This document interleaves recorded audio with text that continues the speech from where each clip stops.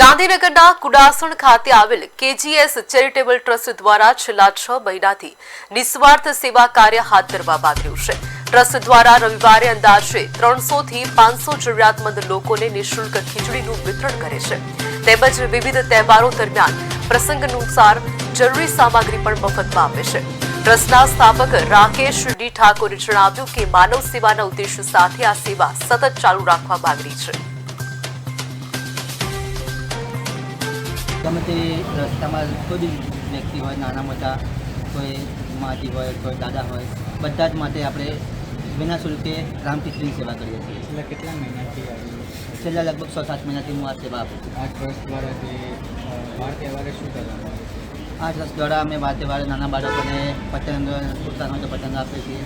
પછી દરેક તહેવાર આવે એટલે જે પણ જરૂરિયાત વસ્તુ હોય, ધારો કે ફટાકડા છે તો દિવાળી આવે તો ફટાકડા આપીશું। આ રીતે દર તહેવાર અમે નાના નાના છોકરાઓને, ગરીબોના છોકરાઓ માટે કરીએ છીએ।